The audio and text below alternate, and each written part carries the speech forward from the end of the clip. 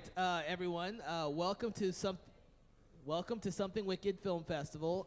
This is our panel discussion that we're going to do with the cast and some of the crew from the film Confetti.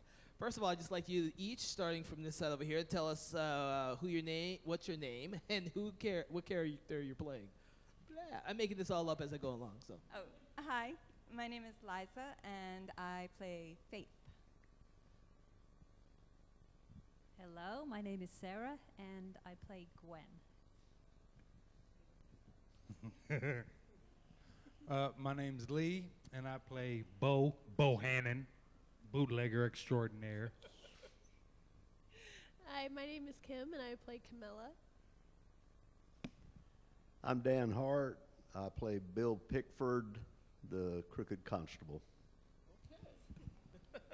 All right, can someone tell me a little bit about this film, Confetti, and what it means? Do you want? Okay, I'll jump in there. Someone? Yeah. It's a film about prohibition, bootlegging, women's rights, like in between 1910 and 1930s, I believe, somewhere around in there. It has a lot of what do you call it? I'm looking for the word. Music? Drum roll. No. Oh man. Bootlegging? Yeah, bootlegging. Oh, okay. Of course. And moonshine. Bootleg. Great period cars. Yeah, great. And period locations. Yes. Exactly. Great period cars, T models, tea parties, dancing, Okay. robbing banks, selling bootlickers, killing people. You know, all the good stuff of films. All right. Can someone tell me about working with these cars, these vintage cars? Because there's a lot of them in this movie. They're hard to get in and out of.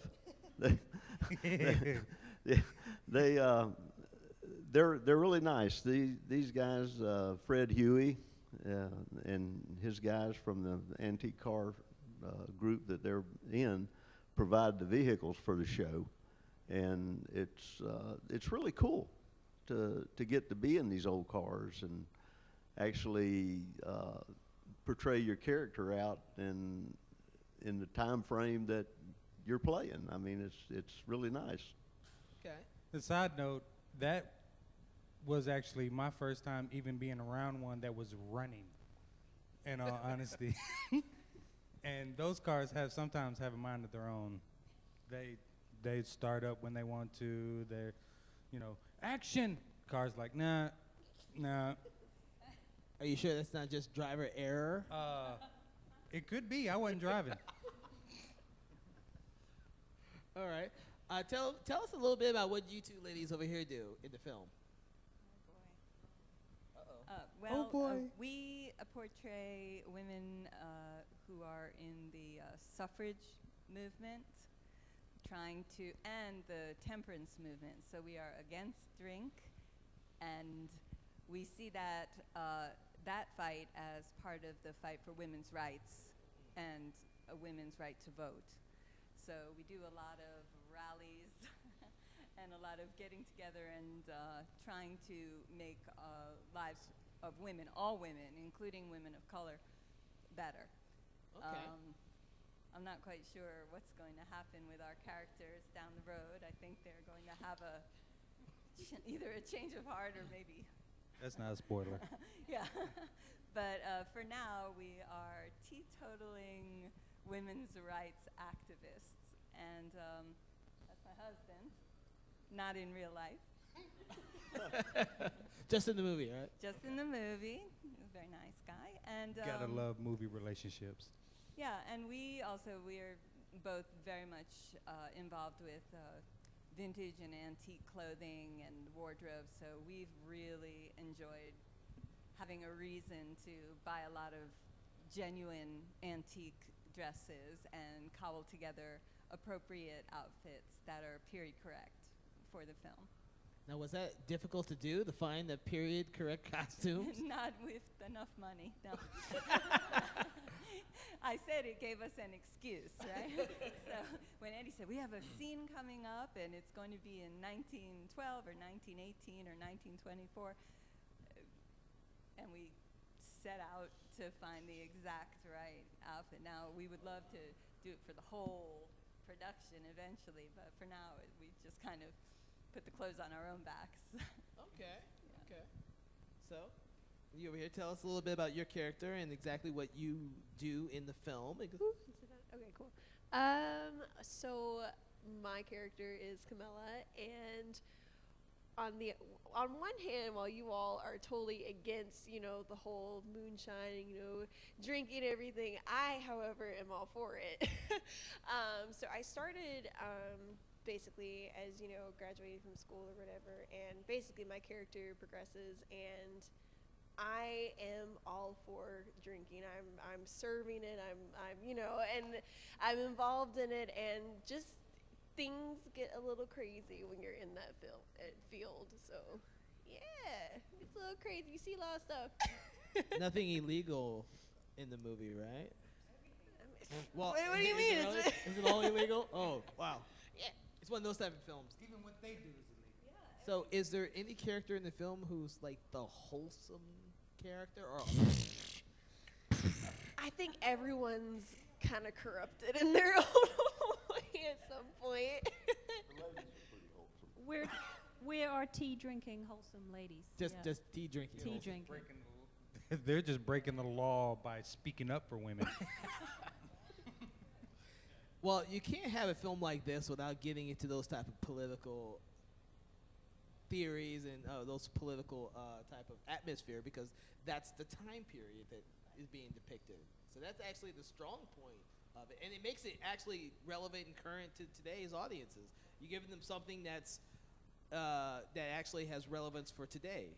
With everything going on right now, that's a perfect story or a perfect theme to hook on for a film.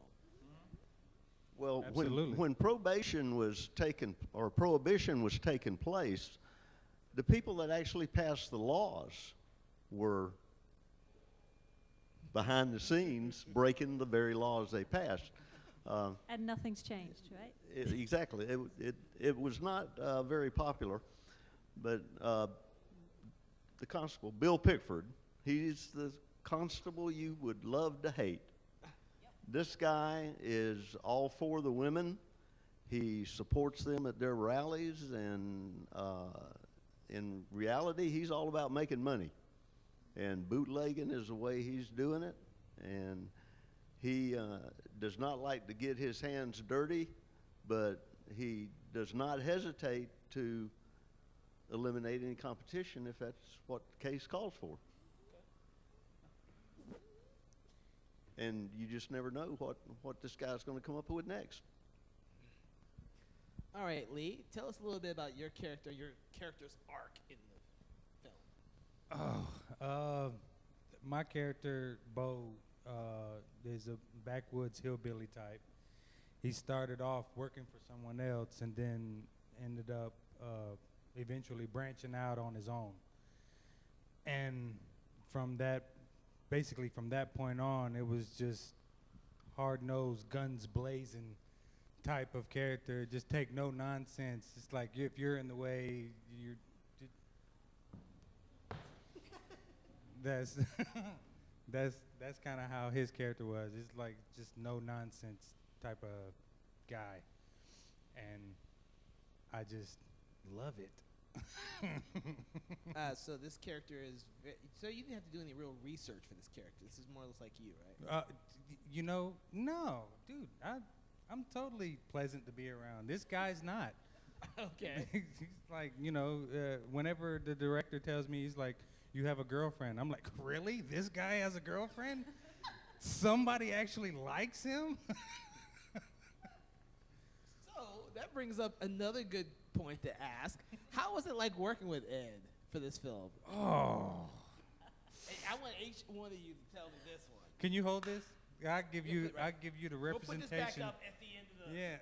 It's okay, what I want you to do for this, good evening. This is all absolutely. You know, just keep doing that. Beautiful. It's always a signature cigar puff. Yeah, it's everybody that's ever worked with him knows exactly what he's gonna say before he says it. Yep. And the crazy thing is, though, every time that we show up to set, no matter how well prepared he may have you be, it's always like, all right, so this is what we're gonna do here for this and that. I'm just like, wait, you the script set, wait. It's like, no, you've got it. I'm like, good evening. I'm like, I guess I do have it. You know, that brings up one time I had lines for one scene, and when I got there, he had different lines wrote on a napkin for me, and was like, this is the direction we're going in. And I was like, shit. Can I say shit? Sorry. You just said it twice. All right, I'm pretty sure it's all fine. right, okay. But yeah, I was like, okay, now I have this in here, and now you want me to learn this right now for what we're about to shoot. He's like, I'll give you 5 minutes. Did you do it though? Did you accomplish it? I did. I actually did. I pulled there it you off. go. Yeah. I And pulled did it off. make the scene better? Yeah, after he pissed me off, then I was able to project real rage. It just makes the scene more authentic. It was authentic. It was real. It was really real for me. How about you two ladies? How was it working with Mr. Ed? Not what I was expecting at all, but just fun. I mean, he keeps you coming back. He said, we're filming in, Key West this weekend. Can you drive down there? Yeah, of course we can. No problem. I need you to get together an 1870s costume in 2 days. Yeah, okay. Yeah, no problem. Can you bring your house? Good evening. Come into your house and have the food ready. If we didn't like him so much, no way would we be. But this is year 4 for me on this project, so obviously he's got something special, and we really care about him. So. Well, this project is a very big project, and it may not encompass just one film, because I know it was originally designed as a web series, and so it has a lot of characters. It's an ensemble film, and it touches on a lot of different aspects of that time period, which is what makes it unique. So, we'll be all surprised when we see the final version of it, because there's a lot in this film that none of us have any aspects about. You might be in scenes where it involves mostly the car, then you're the bootleggers, and then you're the suffrage movement. It's gonna be a massive project when it's done. Yeah, it's been Which is actually the appealing thing about really it. cool. And it's touching on so many bases, from women to illegal bootlegging to even corrupt politicians and everything across the board. Just like it's covering so much, which I think that's why I kind of stuck around.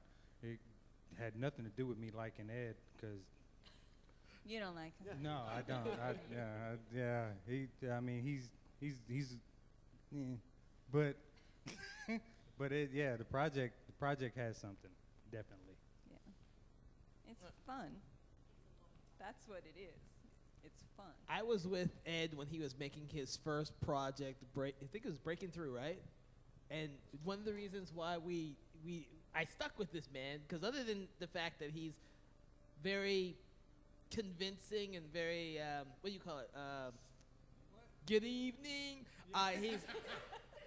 His projects are extremely fun to be a part of, and you get to meet a lot of different people from all walks of life. There is nobody that he won't put in this film if they see that you have talent, and that's the thing. You guys all have talent. You stuck around, and there's a reason why.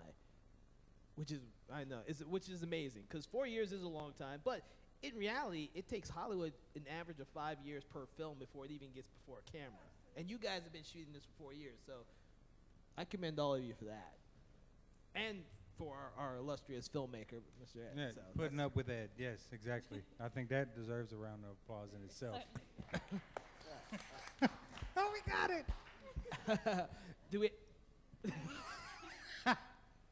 do we have any questions for the audience that you can ask any of these people up here at all? Anything that you would like to know about the film that we haven't already touched about?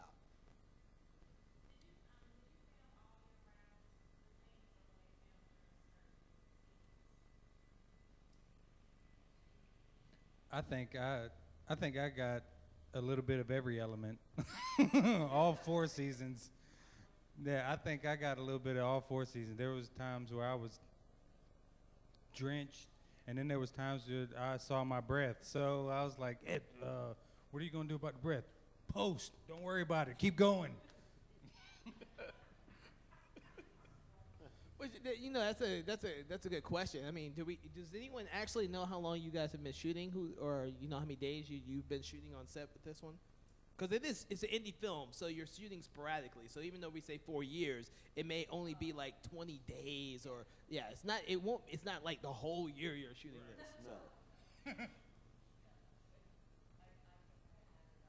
Mine. I mean, I'm just a very minor character. I'm not the lead. And I think I've done like 20-something different shoots over the course of the years. You know, there'll be big breaks when he's shooting with other people, and then my character will come back in, or he'll need me for some dance scene or something like that. So. Which brings up another good question about some of the dance sequences, because I know there's a lot in this film. Well, because, you know, at the time there was the Charleston and the Peabody and all sorts of fun, historic dances that we've had a chance to do in various scenes. And another friend of ours, Kat, she knows a lot of original choreography and is a professional dance teacher, and she was able to some of the choreographed numbers she was able to pull together with more professional dancers, and then just a bunch of the extras would join in, and there was dancing at our wedding, as I recall. Yeah, a little bit of dancing, a little bit of drinking. Yeah, I remember a lot of the dancing. drinking. Yeah, I remember a lot of the dance A sequences. lot of Some of drinking. that stuff looked really impressive. So I have to commend the choreographers for some of that stuff there, and the extras who had to pick that up on the day of. Yeah. And the thing is this guy doesn't shoot. He doesn't catch one scene perfectly and then that's it. No. And he'll always reference another director. I won't name him, but he'll always reference another. He shoots 100 scenes. He takes 100 takes. So one more. One more for me. It's not Stanley Kubrick, is it? Oh no. Okay. But there was this one that was dancing at a wedding, and we probably shot that like 10 or 12 times. And every time they had to get back out there with the same energy, doing the same steps. It's like I'm amazed that they didn't have blisters on their heels the size of waffles by the time that was done. Okay. It was a lot. I remember he had taken us down to this type of farm or whatever, and it was a super, like, really authentic old schoolhouse. And, you know, I'm showing up, it's like midday, probably above 90 degrees. I was like sweating my heart out. But then that's really not what bothered me. When we got into the schoolhouse, you know, we're standing at the lights and everything. Everything's cool. It was like, okay, I already have in my head how many shots we're gonna have to take. Cool. I know I'm burning up inside. It's fine. Next thing I know, I hear a little buzz, and I just happen to look up. There are at least 5 hornet nests up in the top of the schoolhouse. And when we started filming, the lights are just agitating them. They're like going berserk, and I'm like, please, someone get us some spray. But you know what? He's peeking through the window with his camera. All right, we got it. We're gonna do it one more time. Good evening. I'm like, oh my God. But no, really great. He's a really great director. And you know, even though it may be a lot to do scene after scene, coming back, you know, with the same energy over and over again, it's to me, it's worth it, because I'd rather make sure that everything's solid than go away with something that's not. So Yeah, good evening. I learned early on not to get real excited at anything Eddie says because we did a scene and we went through the scene and he's like, off the chain, that was it, man, nailed it on the first go. Okay, let's do it again.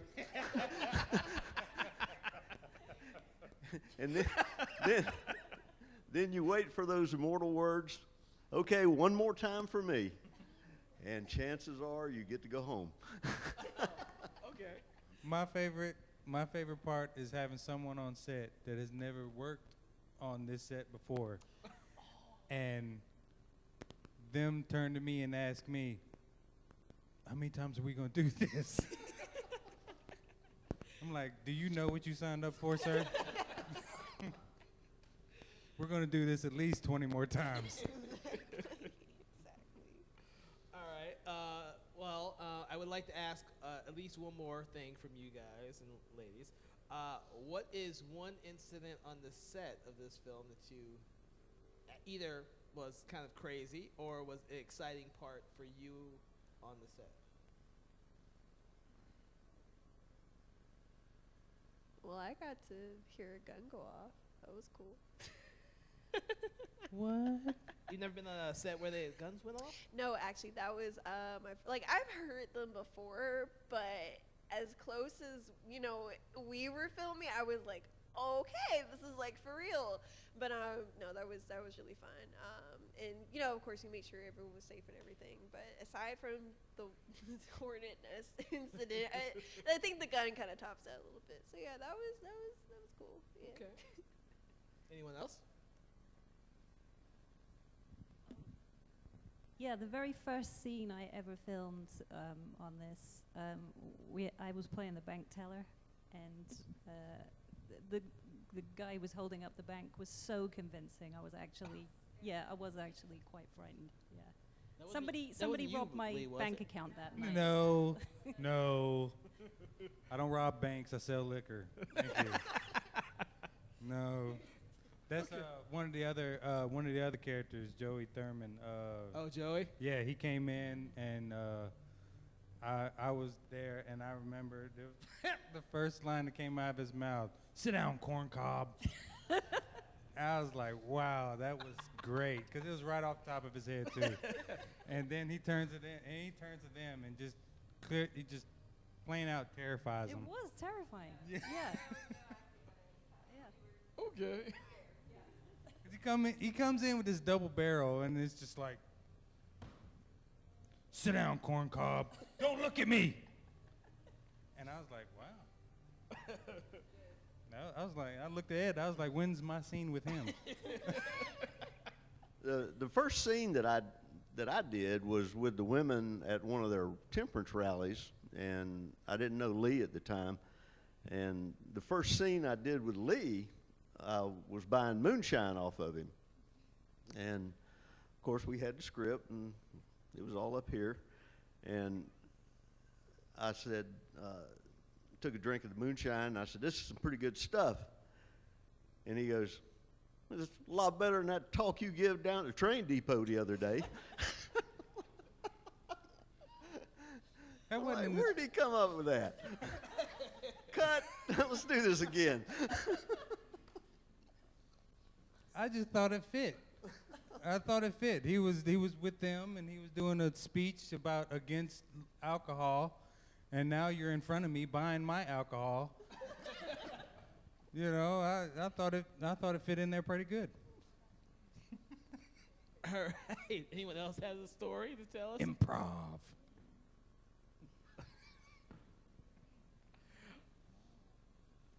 Okay. What was the question? No, I said if anyone else has a story, you said no. Well, I would like to thank everyone who came out for this panel discussion, impromptu. Music? I did mention music. Oh, I mentioned dancing. Someone tell us a little about music. Yeah, so I'm actually a dual-edged sword, if you will. Both an actor here, and I do produce some of the music in the film as well. Oh, okay. Yeah, so honestly, it all started because I met Eddie through music. Basically, he heard me play the harp, and then he was like, "Yo, I'd love to have you on like this film or whatever, composing the soundtrack," and that led to me actually being in it.